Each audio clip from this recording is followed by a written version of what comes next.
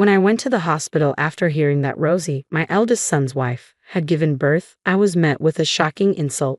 Rosie sneered at me, saying, "Since you're just a dirty farmer holding my daughter, it'll cost you $1,000 each time."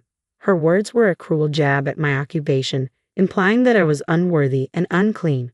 My anger erupted. I had endured previous instances of disrespect, always striving to maintain a civil relationship because she was my son's wife, despite our differences.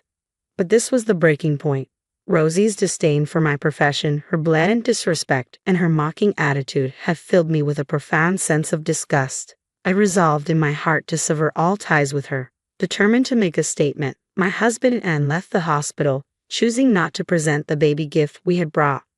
I'm Risa, 63 years old. Since marrying my husband, a farmer, we've worked together in agriculture. We tied the knot in our mid-20s and were blessed with 2 wonderful sons. Farming is no easy task. It demands early mornings and relentless work with few days off. Despite the challenges, with support from family and neighbors, we managed to raise our boys well. Now grown, our sons have taken different paths. Our eldest, Evan, secured a position at a major IT company, while our younger son, Tim, works at City Hall. With the children grown, my life settled into a rhythm of work and leisurely moments like enjoying tea with neighbors. Tim married Sharon, a local classmate, a few years after starting his job, and they built a house nearby, visiting us often. Evan, on the other hand, seemed entirely absorbed in his career and never spoke of marriage. As he approached 30, I grew increasingly concerned about his single status, but he appeared so content with his work that I hesitated to press him. Everything changed when Evan turned 35. He brought a woman home and introduced her, saying, "This is Rosie. We're dating and planning to get married." I was taken aback but inwardly thrilled when Evan introduced Rosie. She seemed a bit shy but charming and sweet. At 28, she was younger than Evan, though such age differences are not uncommon these days. I was delighted that Evan had found someone special, but Rosie's demeanor shifted noticeably when we discussed our work. "So, your parents are farmers?" she asked, her tone tinged with surprise. "Yes, that's right. We primarily grow leafy vegetables like arugula. The produce we harvest is really fresh and tasty. We just picked some this morning. Please take some with you. I'd love for you to try them." Rosie's smile faded into a look of discomfort. I wasn't sure if I had said something wrong, but before I could dwell on it, Evan smoothly changed the subject. As Evan and Rosie were preparing to leave, the tension lingered, leaving me with an uneasy feeling. "Oh, don't forget to take the vegetables," I said as I handed them to Rosie. She looked at them with a clear expression of disgust and muttered, "Dirty." "What?" I was taken aback. "They're covered in soil because they've just been harvested. They're in a plastic bag so they won't soil your car. Just wash them well before cooking." "I don't even want to eat such dirty vegetables." Her reaction left me in shock. "It's not that dirty, it's just a bit of soil. Why does it have to be such a big deal? Is farming considered so unclean? You don't have to go that far. I thought you were marrying Evan for his job and income, not judging his family's work. I didn't realize you'd be so dismissive." As I was about to respond to her insulting remarks about farming, Evan, who had been getting the car from the garage, walked over. "What's going on?" Evan asked, noticing the tension.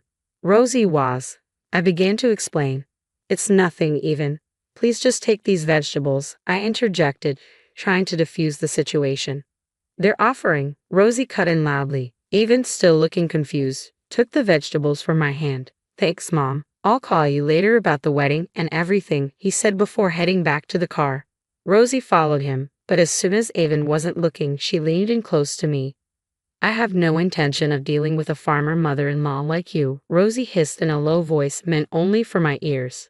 I was stunned. It was shocking to hear that Evan's partner judged and insulted people based on their occupation. I began to worry about the future of their marriage. After that day, Evan was too busy with work to keep in touch. I wanted to discuss Rosie with him but never had the chance, leaving me with lingering concerns. Eventually, Evan married Rosie. I questioned whether she was the right choice, but Evan seemed so infatuated that my concerns likely went unheard. Despite our differences, I tried to set aside my worries as long as Evan was happy. From then on, I avoided interacting with Rosie as much as possible. 2 months after Evan's wedding, we planned a family gathering for a meal. I reached out to my sons, but Evan couldn't make it because of a business trip. Instead, Rosie would be coming alone. Rosie? Is she coming by herself? I asked, concerned. Yes, it's not far, and she said she'd be fine taking a taxi. As the wife of our eldest son, she should attend, don't you think, if she's comfortable with it? Despite this reassurance, I was anxious that she might not show up, as she had been avoiding our home. My concerns were confirmed when, on the morning of the event, I received a call from Rosie. I'm not feeling well today, so I can't make it. I see. Since Evan's away on his business trip, are you sure you'll be okay on your own? Think I'll feel better with some rest, so don't worry. I'm going to sleep now, so I'll hang up, Rosie said, ending the call abruptly. Her brusque manner left me a bit irritated, though I understood that she was unwell. Still, I couldn't dwell on it for long as I needed to focus on preparing the meal. Tim's wife, Sharon, graciously helped out, and we managed the preparations and cleanup efficiently. Sharon, thank you for your help, as always, I said. It's no problem at all. Is there anything else you need? No, everything is set. Oh, I received a cake. Would you lick some before you leave? Sure, I'd love some, Sharon replied. And what about you, Tim? Really? That sounds great, Tim responded, pleased with the offer. Tim nodded happily as I began preparing the cake and coffee. Just then, I received a call from a relative who had joined us earlier. Oh, is something wrong? I asked. No, nothing's wrong. I was out shopping and saw someone who looks just like Rosie. She's having a good time with an unfamiliar man. I'll send you a picture. Could you take a look? After hanging up, the relative sent the photo. What's this? What's going on? I asked as I looked at the image. Wow, that does look like Rosie. I thought she was feeling unwell. That's what I heard, the relative replied. The photo clearly showed Rosie walking arm in arm with an unfamiliar man and looking anything but unwell. The possibility of cheating crossed my mind, but with just this evidence, we couldn't be certain. I was too stunned to speak. The lie about her illness was troubling enough, but the thought of her possibly cheating on Evan was overwhelming. Confronting her about it might lead to evasive explanations, and I was at a loss for how to tell Evan, who was eagerly looking forward to their wedding, that he might be deceived. Yes, you're right. Although they were legally married, the wedding ceremony was still 4 months away. Evan, despite his busy schedule, was dedicated to planning a beautiful celebration for Rosie. I couldn't bring myself to tell Evan that he might be cheated on, especially without solid evidence. Tim's comment left us all sighing in frustration. About 6 months later, Rosie gave birth to a child. Her pregnancy had come to light shortly after the suspicions of infidelity surfaced. Despite my lingering doubts about her fidelity, I was genuinely thrilled about the arrival of my first grandchild. When we heard the news, my husband and I went to the hospital. In the room, Rosie was holding the newborn. Congratulations on the birth. How are you feeling now? I asked. Still a bit tough, but better than I expected, Rosie replied. I'm glad to hear that. Is Evan at work? He was here until just a moment ago, but he left after getting a work call, Rosie said, gently stroking the baby. She's adorable. May I hold her? At my request, Rosie's expression soared. What? No, absolutely not. Don't touch her. Why would you say that? I asked, taken aback. Because it's dirty. Farmers always have dirt under their nails, don't they? I can't let such hands touch my daughter. She looked at me and my husband with disdain. If you really want to hold her, it'll cost you. Mother-in-law, you're dirty, so holding my daughter costs $1,000 each time. Given your background as farmers, you probably don't have that kind of money. I was overcome with anger as Rosie laughed mockingly. Despite my efforts to treat her with respect as my son's wife, even though we didn't get along, I had reached my breaking point. Rosie's contempt for people's occupations and her insulting remarks had filled me with disgust. I resolved in my heart that I would have nothing more to do with her. Then I'll give up, I said, and with that, I left the hospital without leaving the baby gift. Half a year later, Tim and his wife welcomed a long-awaited grandchild, a charming baby boy who was so adorable that everything he did seemed precious. As I was focusing on preparing for my grandson, Rosie suddenly arrived at our house. Hey, is it true that you bought Sharon a stroller and baby clothes? She demanded, her voice full of anger. I sighed. What's this about? Yes, we bought Sharon a stroller and clothes. Is there a problem with that? I asked. Why buy gifts only for Sharon? You never buy anything for my daughter, Rosie retorted. That's because you called me dirty, I replied. I figured you wouldn't want anything from someone you deemed unclean. Rosie's face twisted in frustration. Well, if I could get presents, it's a different story. I thought it was pointless to be nice since you're poor, but if you're giving such nice things, maybe I should have been more cordial. With a sigh, she continued, I'm surprised you could afford such a nice stroller on a farmer's income. It's a popular brand, even among celebrities, right? It was expensive, but it's lightweight and easy to maneuver, so I thought it was a good choice. And just so you know, despite what you say about being poor, we earn about $70,000 a year. There's no way a farmer can earn that much, Rosie said dismissively. I sighed again, frustrated with her ignorance. Our farm is large and efficient, with machinery that helps us harvest a substantial amount of vegetables. The quality of our produce allows us to sell at a higher price. We have contracts with restaurants across the country and sell directly, ensuring a stable income with no surplus. You clearly don't understand farming, yet you make such unfounded claims. I have no intention of continuing any association with you, so please leave. But it's unfair that you only bought gifts for Sharon.